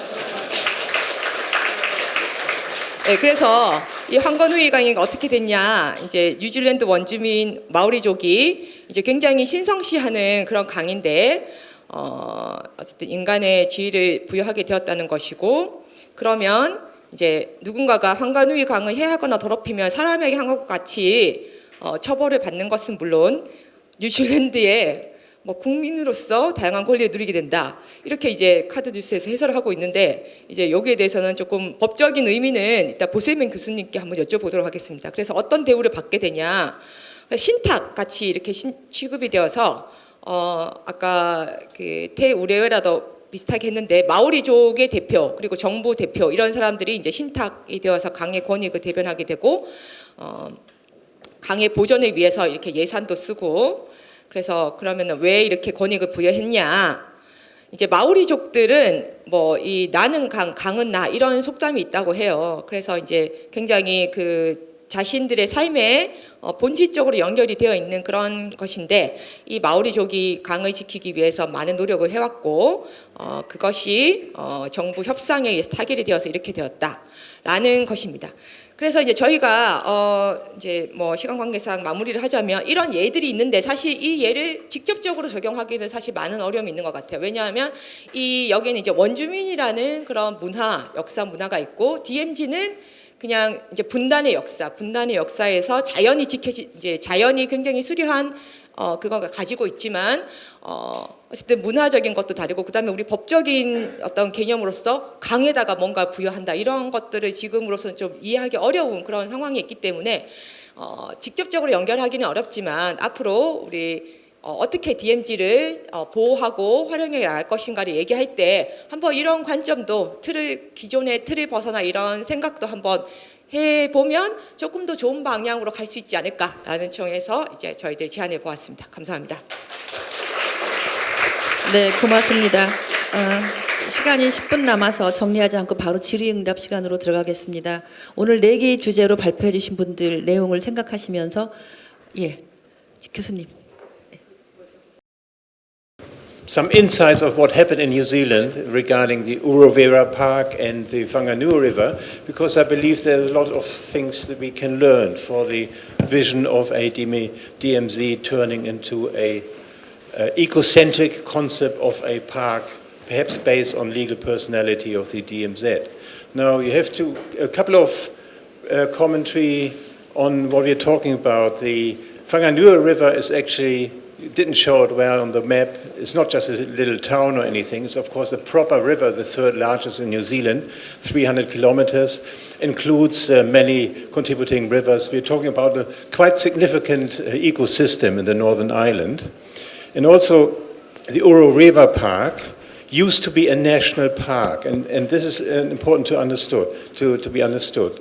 A national park is governed by the government and has certain privileges, is being conserved. There's still human settlement going on, and of course, but it has a certain status of protection under the government. What happened in both these instances is we have to be aware that they are the product of a negotiation process, a so-called settlement process between the Maori iwi, or Maori tribes, on the one hand side, and the Crown the other. This settlement process has been going on for 30-odd years, and it covers many, many areas of New Zealand. It just happens so, the Uruvera Park, being owned, as far as Maori perspective is concerned, owned by them, and yet it was historically a national park. So Maori tribes, when they were negotiating a settlement, were saying, hang on, you are basically withholding our property here, right? You have to also appreciate settlement dialogues are usually conducted in terms of Western law. That means Maori almost by default are forced into a property thinking. Of course, like all indigenous people, they do not know property in legal terms. It's more responsibilities, relationship. So what has happened, and there are parallels here, hopefully, that you can see. Two parties with opposing views.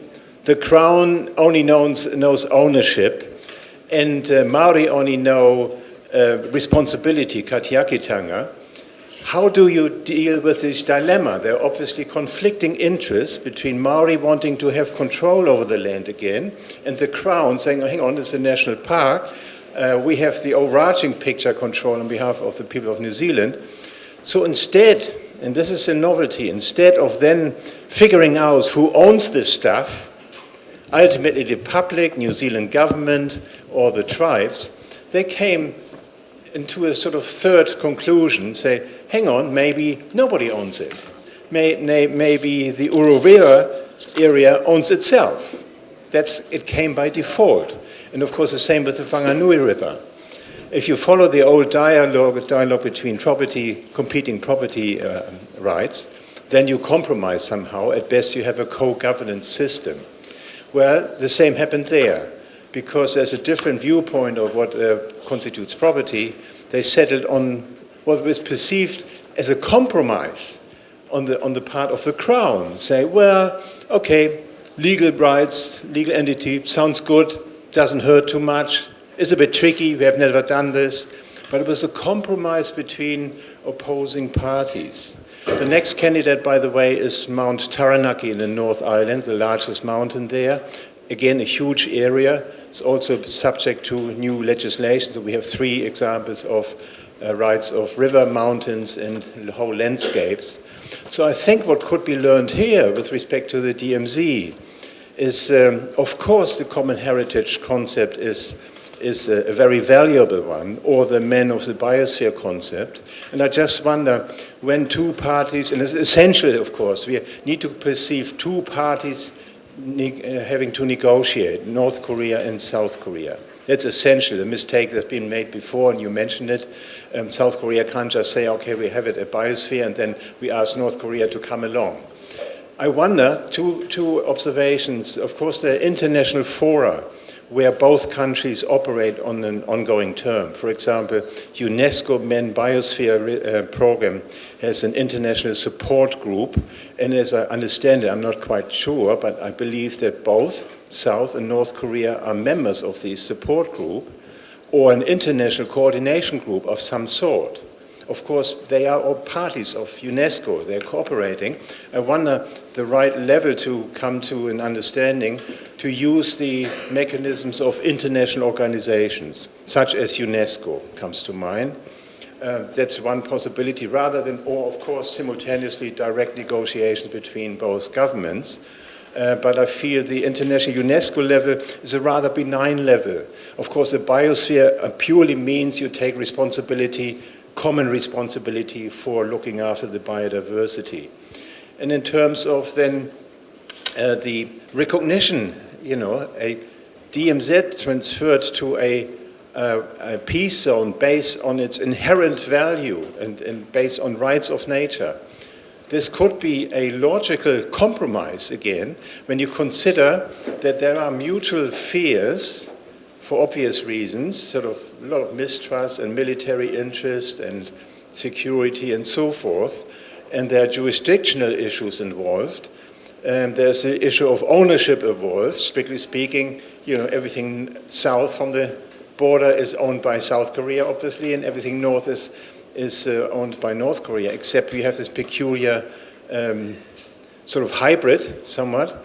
Not quite clear who owns actually this, because there's a degree of involvement of United Nations and so on, or China on the other side. So I wonder, it seems to be a very good proposition to make in those kind of negotiations, to simply say, hang on, to avoid any kind of mutual threat, let's create this area as something that is a threat to both of us, so to speak, or challenge to both of us, or positively speaking an opportunity for both of us to see this as an area in its own right, having intrinsic value, and of course thereby signaling to each other and by implication to the entire world that nature really has some degree of priority here. There's always humans involved and all sorts of political interests, but it would not, I think it might be an acceptable position for both parties, I'm thinking of North Korea more than South Korea, to somehow perceive this area as precious, preserving its buffer zone, and nevertheless expressing the mutual concern that this very precious region will be protected by some kind of a joint committee, I suppose, ideally representing the area. That's, of course, where the parallels come in with Whanganui River. It's too early to tell in New Zealand whether it has made a huge difference. There's a huge degree of symbolism in it. We don't have a proper management, or we call it co-governance system set up yet. We had no major cases, only minor ones, and they were dealt with quite quickly. So I can't really report on how it has worked in practice. But of course the symbolism is clear, and I wonder whether the DMZ is not a logical candidate to pursue the same logic. Thank you. 네, 고맙습니다. 예, 그 뉴질랜드 사례를 통해서 거기 우리의 비슷한 점, 또 남북 그 한반도의 독특한 맥락 이런 거를 바탕으로 해서 남북이 협상하고 타협하는 과정들을 스텝 바이 스텝으로 해야 된다는 말씀이셨던 것 같아요. 그리고 국제교구의 협력 그런 것도 같이 제안을 주셨습니다.